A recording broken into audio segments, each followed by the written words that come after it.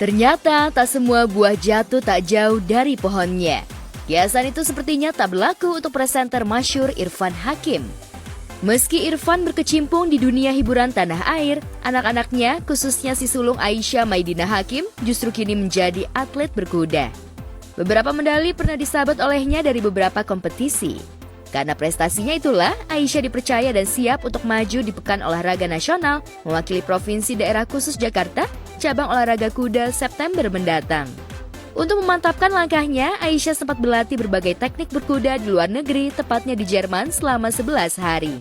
Lantas seperti apa luapan kebahagiaan Irfan saat melihat banyak perubahan dalam diri Aisyah sepulang berlatih kuda di luar negeri? Ich glaube nicht, dass wir jemanden dafür begeistern können, den die Schwert sind.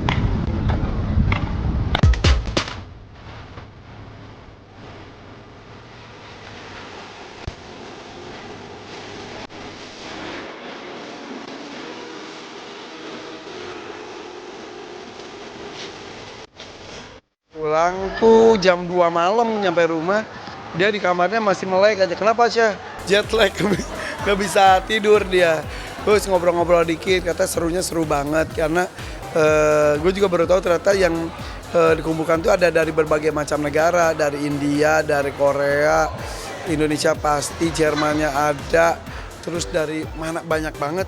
Jadi itu ada beberapa negara dan alhamdulillah apalagi yang bikin Aisyah senang itu bisa ketemu dengan juara dunia jumping. Udah gitu juga Aisyah juga ngelihat pertandingan jumping tingkat internasional juga di sana. Jadi senang banget, jadi pengalamannya banyak, teman-teman barunya juga banyak ditangani oleh atlet internasional, jadi seru banget. Dan bikin gue deg-degan, Aisyah katanya, ya ada kuda bagus nih. Iya nanti ya. Tak hanya dibekali teknik kegiatan summer camp di Longines World Equestrian Academy itu, Aisyah mengunggah ketika dirinya dibekali atau belajar bagaimana menyiapkan kuda sendiri sebelum bertanding. Aisyah tampak begitu serius kala praktek mempersiapkan kudanya dari mulai saddle, bridle, hingga protection boots untuk kuda. Perfect. So now you got the horse ready really well. Good. Good go. And you can put on your helmet and then I think you can get off. Lantas seperti apa Irfan menyiapkan segala keperluan Aisyah untuk bertanding? Lantas benarkah jika Aisyah mampu menyabet emas dari berbagai kategori, Irfan bakal memberikan hadiah spesial untuk putri sulungnya tersebut? Belum kepikiran, yang penting dapat aja dulu, dapat aja itu adalah kebanggaan buat Aisyah juga. Pencapaiannya juga itu udah, persaingannya juga ketat banget ya, bersaing dengan teman-teman dia juga, maksudnya yang tim Jawa Barat, tim dari Jawa Barat yang kuat banget. Kemudian tim Acehnya juga kuat juga, mudah-mudahan diberikan kekuatan juga buat Aisyah, karena Aisyah tuh kadang-kadang suka nervous, suka overthinking dan lain-lain juga. Udah fokus, ya kata dia. Lantas benarkah kuda yang didaftarkan sekaligus menjadi andalan untuk mengikuti PON mengalami sakit? Lantas adakah kuda alternatif yang dipersiapkan Irfan untuk Aisyah?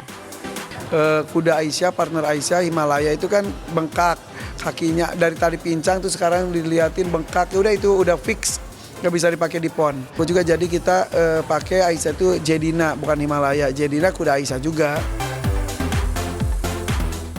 Di tempat terpisah, di tengah jadwal padat syuting sinetron Cinta Yasmin, Samuel Zilguin masih tetap menjaga kesehatan. Apalagi sejak ia didapuk menjadi Rangga, di sinetron tersebut, rutinitas olahraga lari yang biasa ia lakukan harus terhenti. Maka untuk mengganti, suami dari Franda itu memilih untuk diet detox selama syuting stripping. Lantas benarkah selama diet detox tersebut, mue biasa ia disapa hanya jus sebagai pengganti asupan makanan?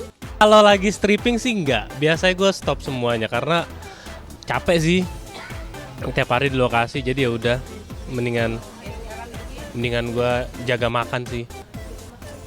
Kayak sekarang nggak makan, kan detox, namanya detox, nggak makan, cuma minum jus aja selama sehari 6 botol, jus macam-macam, pagi lain, siang lain, sampai malam lain, kayak gitu. Detoxnya kan sebulan paling 2 kali. Dan sekali detox cuma 3 hari, biasa Senin, Selasa, Rebo. Tentu saja, Mue tak menafikan jika olahraga bisa membuat tubuh menjadi bugar dan segar untuk berkegiatan. Namun untuk stripping kali ini, ia memutuskan untuk menghentikan sementara waktu rutinitas olahraganya. Waktu senggangnya ia gunakan untuk istirahat, lantaran semua fokusnya untuk kegiatan syuting serta menghafal scene per scene. Apalagi kegiatan syuting memakan waktu yang panjang. Iya benar, itu gue setuju sih, soalnya kan gue olahraga, jadi tapi di saat kondisi lagi nggak kerja kayak kita ya, pemain stripping tuh yang dimana kita kerja pagi sampai pagi tengah malam, yang dibutuhkan adalah performance. Ya mungkin acting mukanya sih dapat, tapi hafalan kita jadi berkurang karena capek kan, karena udah dipakai buat olahraga gitu, karena capek kan.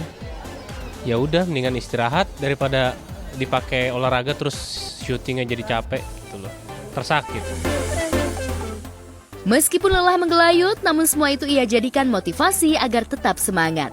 Tentu saja ada tanggung jawab yang diemban demi hasil yang maksimal di layar kaca. Lantas benarkah rasa lelah itu hilang dalam sekejap ketika ia mendapatkan libur syuting dan bertemu dengan anak dan istri tercinta? Dan benarkah libur 1 hari itu ia manfaatkan untuk pulang ke Bali ketimbang beristirahat di Jakarta?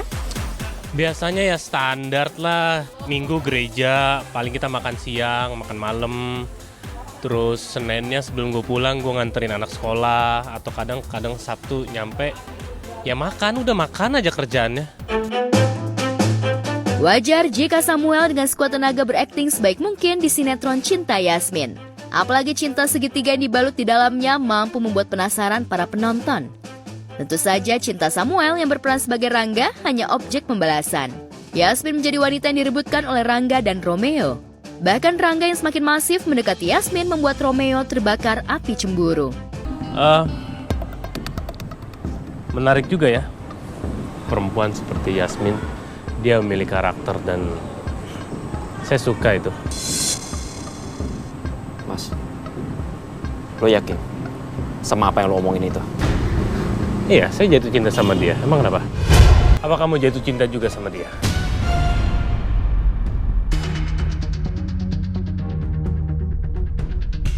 Dengar ya Romeo, kalau emang kamu jatuh cinta juga sama Yasmin, saya nggak ada masalah. Saya bebek aja. Justru saya akan buktiin. Saya akan mendapatkan Yasmin dengan cara yang benar dan tepat.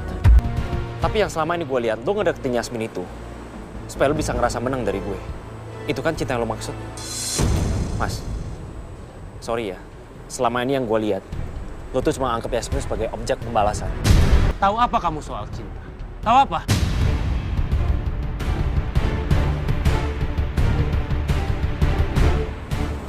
Mau ingetin sama lo, Yasmin udah penuh luka di hatinya.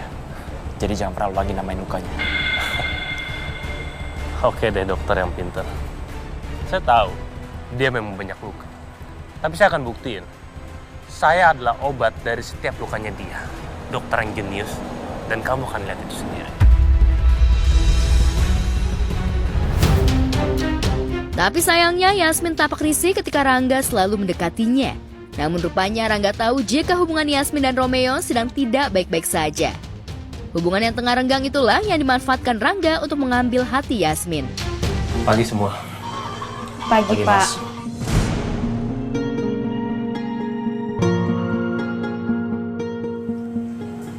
Kok pada diem aja? Lagi marahan ya?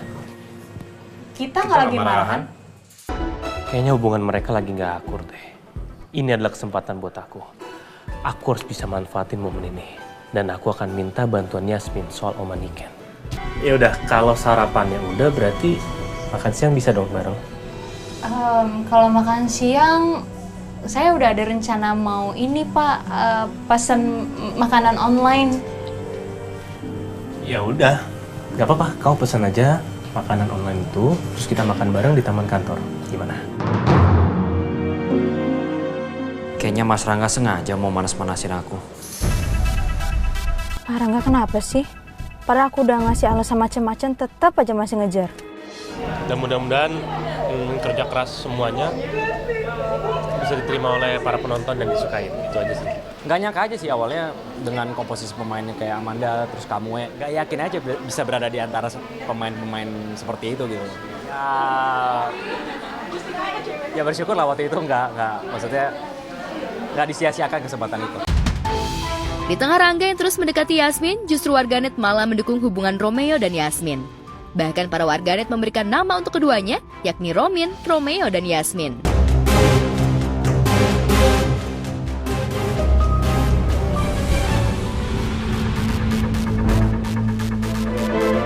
Hashtag terpopuler, Romeo Yasmin couple goals.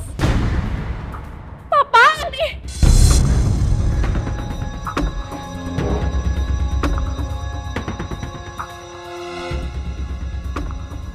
Kami fans garis keras Romin mendoakan kalian agar jadi pasangan beneran.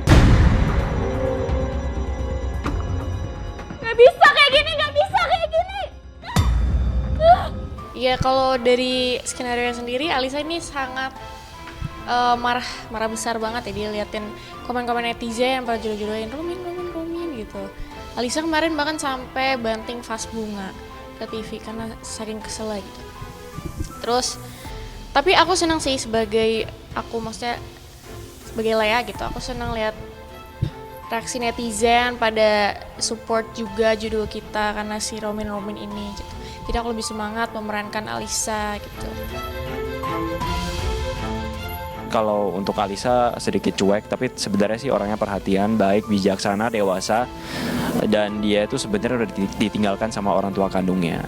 Nah, dibesarkan sama keluarga angkatnya dan konfliknya akan bergulir di permasalahan itu. Jadi ya penonton nanti bisa menilai sendiri sih. Di tengah rasa cinta yang berkecamuk, justru Yasmin mendadak mengetahui jika ayah Romeo lah yang telah menghilangkan nyawa ayah Yasmin. Tentu saja ucapan Yasmin itu membuat Romeo bingung. Mampukah Romeo menenangkan hati Yasmin? Tapi nanti akan ada sesuatu hal yang memang memutarbalikkan semua karakternya, nanti kita lihat di episode-episode selanjutnya.